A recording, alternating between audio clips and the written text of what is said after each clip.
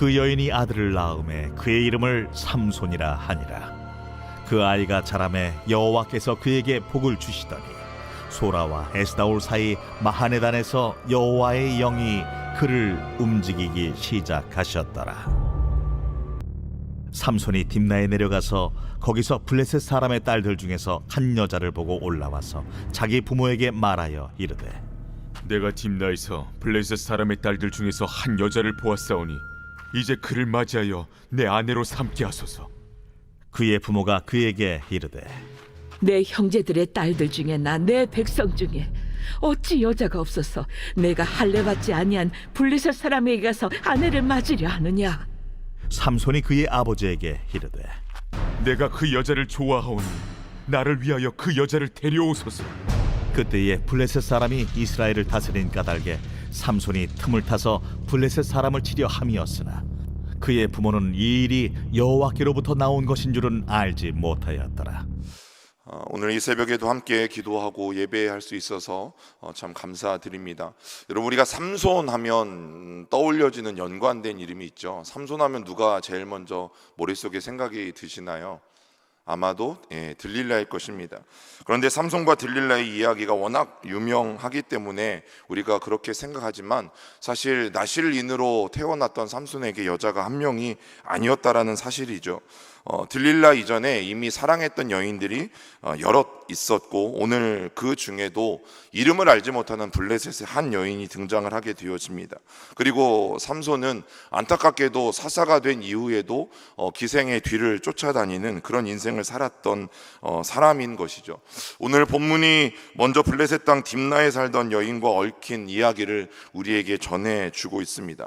여러분, 성경을 보면서 성경이 참 재미있다라고 생각한 적이 있으신죠? 그 중에 하나는 어떤 그 사람이 정말 하나님 앞에 순종하고 충성된 것도 기록하고 있지만 그러나 그 사람이 감추고 싶은 치부와 단점 같은 것들도 성경은 여지없이 드러내고 있다는 사실입니다. 그 중에 하나가 오늘 삼손의 모습입니다.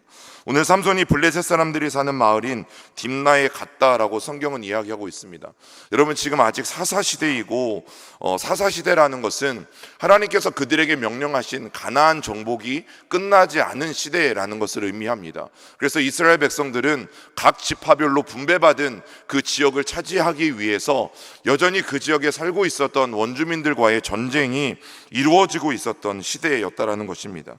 그런데 삼손 시대에는 오늘 성경을 보면 블레셋 사람들과 오가면서 서로 공생의 삶을 살고 있는 것들을 보게 되어지고 그것이 특별하지도 않은 그런 당연한 일처럼 그려지고 있다라는 거죠.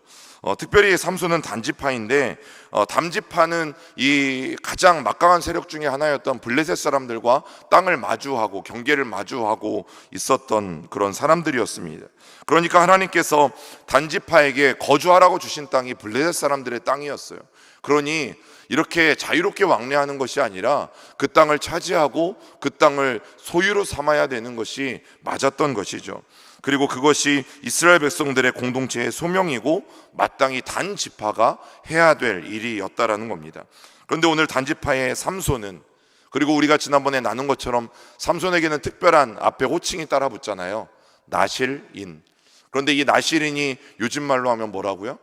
성도, 따로 구별된 사람이라는 뜻이 나실인이죠. 그런데 바로 성도라는 이름 자체가 나실인, 그 구별된 사람이라는 뜻을 가지고 있는데, 그렇게 구별되어 세워진 삼손이 그곳에서 한 여인과 사랑에 빠지게 되어지고 그 블레셋 여자와 결혼까지 하겠다고 오늘 말하고 있는 것입니다. 사실 이때는 이스라엘 백성들 전체가 아니라 할지라도 적어도 블레셋과 경계를 맞대고 있는 이 단지파 사람들만큼은 그러지 말아야 했던 것이죠. 그러나 단지파 사람들이 이 블레셋 사람들에게 감히 항거하지 못하고 어쩌면 그들의 힘 때문에 반항하지 못하고, 그래서 어쩌면 그들에게 종속되어 살아가고 있는 그런 시대라고 생각할 수도 있습니다.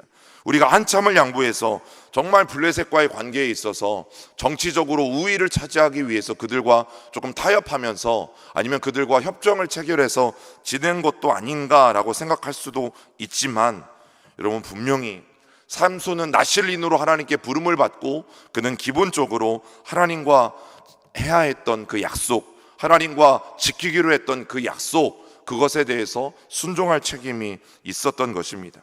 하나님 앞에서 정결하게 살겠다고, 또 하나님 앞에서 내가 날마다 기도하며 순결하게 살겠다라고 고백하고 선언했던 이 한 남자가, 그것도 한 지파를 대신하는, 대표하는 이 남자가 오늘 블레셋 여자와 결혼을 하겠다고 합니다. 그래서 오늘 본문은 삼손이 블레셋의 딥나로 내려가는 장면을 묘사하면서 오늘 1절에 보면 뭐라고 표현하고 있습니까? 삼손이 딥나로 어떻게 했다? 내려갔다. 여러분, 단순히 우리가 서울에서 부산 내려간다, 대전에서 부산 내려간다, 이런 의미로 내려갔다라고 보시면 안 되는 부분이 바로 이 부분입니다. 유대 랍비들은 성경에서 오고 내려가는 장면들을 연구하면서 이것이 단순히 어떤 높은 지역에서 낮은 지역, 아니면 북쪽에서 남쪽으로 방향을 의미하는 것이 아니라 바로 이 사람의 신앙 상태를 보여주고 있다라고 이야기합니다. 그러니까 내려갔다라는 것은 지금 삼손의 신앙이 어떻다라는 거예요? 내려가고 있다라는 거예요. 여러분, 우리가 2년 반이라는 코로나 생활을 지나면서 참 많은 분들이 그런 기도를 했고, 또 여러분들도 그렇게 인식하고 계실 거라고 생각이 되어져요. 그때 우리가 반드시 살펴봐야 될 게 뭐라고요? 나의 신앙은 지금 내려가고 있는 신앙은 아닌지, 나는 괜찮다라고 혹시 생각하지만 하나님은 나를 향해서 너는 내려가고 있다라고 말하고 있진 않은지 우리는 분명히 돌아보아야 해요. 그래서 저는 우리 교회뿐만 아니라 다른 교회는 할 것 없이 우리 교회만이라도 저는 지금이 분명히 하나님 앞에 기도해야 될 때라고 생각합니다. 여러분 자신을 위해서도 기도하셔야 하지만 우리 교회를 위해서도 마땅히 기도하셔야 되고, 이제 우리 기관이든지 어떤 모임이든지 사역이 회복되어지기 위해 우리가 가장 먼저 선행되어져야 될 것이 기도하는 거예요. 여러분 혼자서도 기도하시지만 이제 기도의 모임을 좀 예전처럼 다시 만들 필요가 있어요. 먼저는 마음에 맞는 분들이라도, 아니면 목장에서라도, 아니면 기관에서라도 한 명, 두 명이 모여서 함께 기도할 수 있는 일들이 일어나야 한다라는 거죠. 저는 촌에서 자랐기 때문에 정월 대보름이 되면 어김없이 하는 게 있어요. 개보름 전날에는요, 이렇게 동네를 싸돌아다니면서 불도 이렇게 다 지르고, 그리고 밥도 얻어 먹으면서 이렇게 다니고. 그런데 그 불 지를 때 어떻게 하는지 아세요? 가장 그 논두렁이나 이런 밭두렁을 다니면서 폐비닐을 얼만큼 많이 확보하느냐가 아주 불장난에서 이렇게 1등이 될 수 있어요. 왜냐하면 긴 작대기를 하나 준비하고 이제 그 폐비닐을 작대기에 둘둘둘 맙니다. 그러면 누군가 한 명 불을 붙이면 서로 갖다가 이제 그 폐비닐에 불이 붙을 수 있도록 이렇게 갖다 대죠. 그리고 논두렁을 쭉 다니면서 어떻게 하면 되는 줄 아세요? 이렇게 쭉 불똥이 떨어지니까 그냥 그것만 가지고 쭉 지나다니면 되는 거예요. 그럼 삽시간에 이 논두렁에 불이 붙죠. 그럼 지금은 이렇게 하면 잡혀가더라고요. 큰일 나고 신고 당하는데, 저 어릴 때는 괜찮았어요. 그런데 우리의 기도가 그래야 돼요.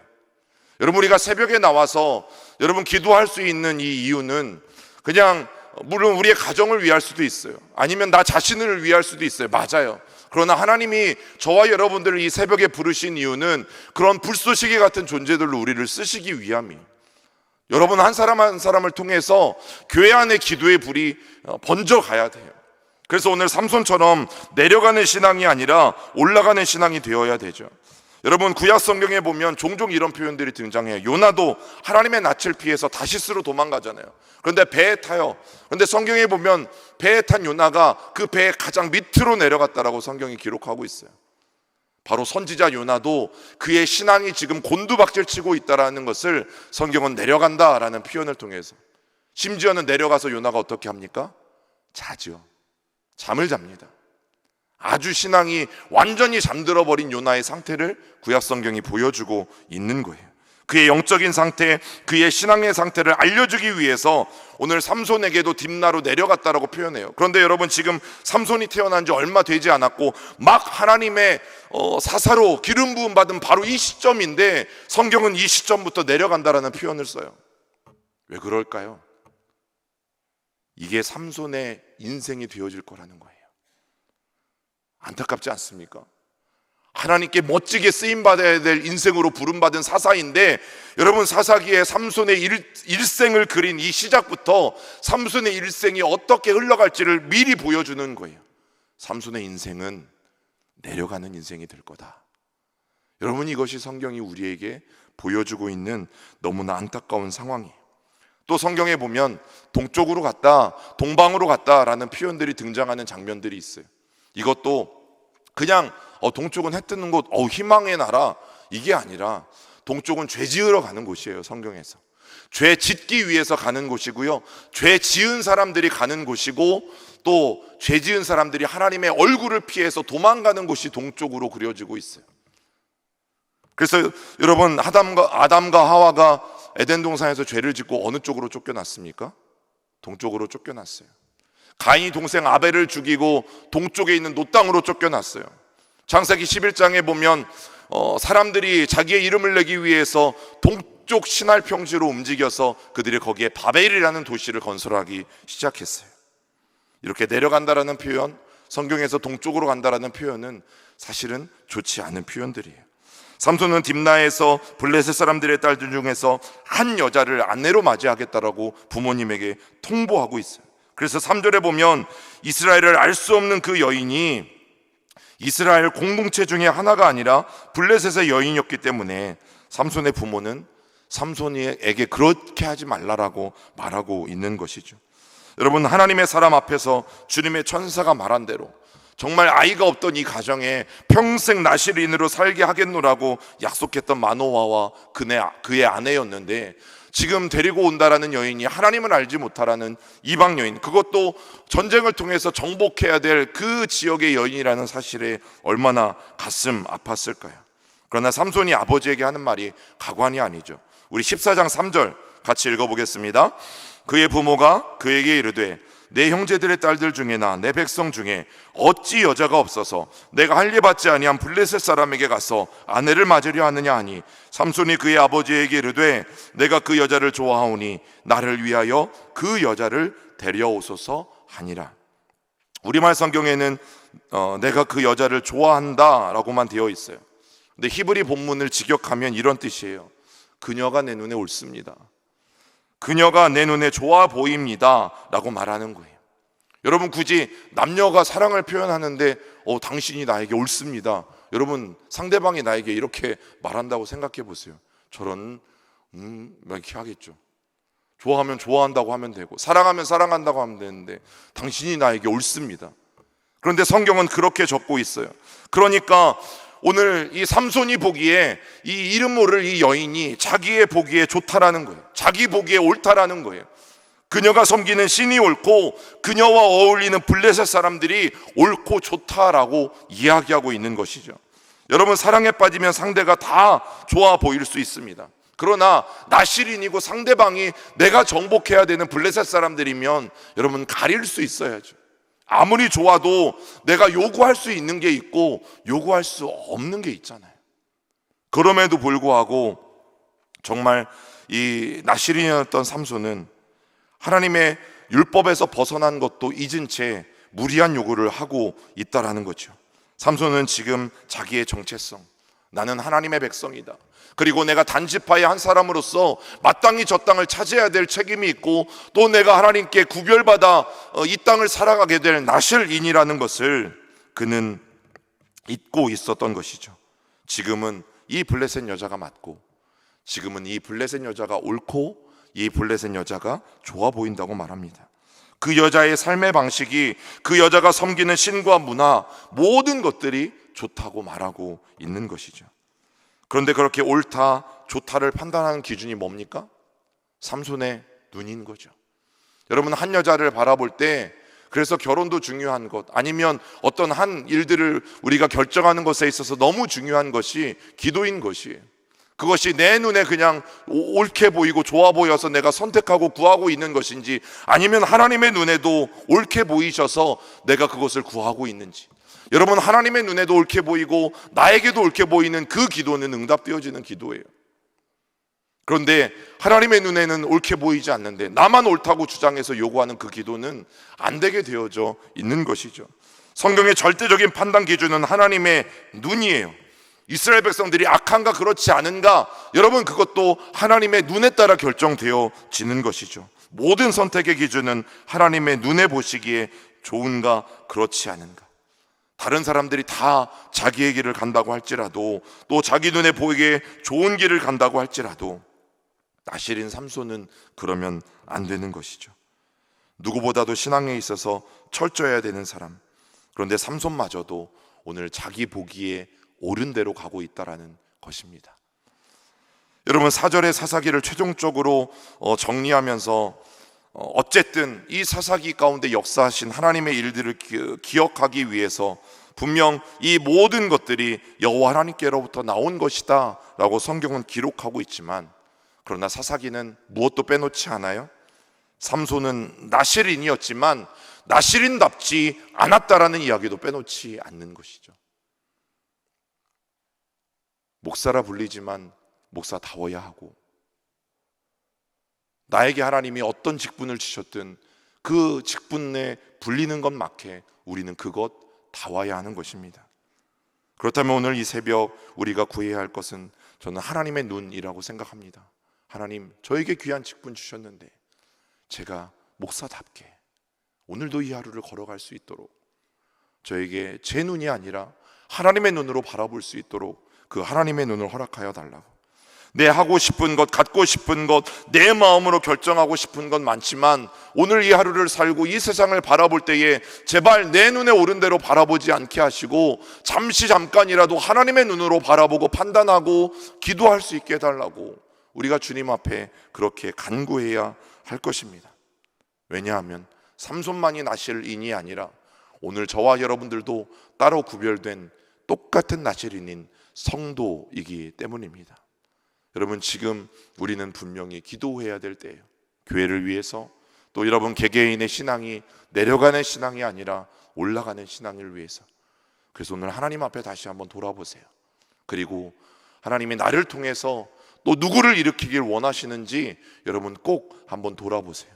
그래서 저는 이 새벽뿐만 아니라 이제 우리 예배 시간마다 기도하는 자리에 회복의 역사들이 저는 분명히 일어나길 소망하고 또 간절히 기도합니다.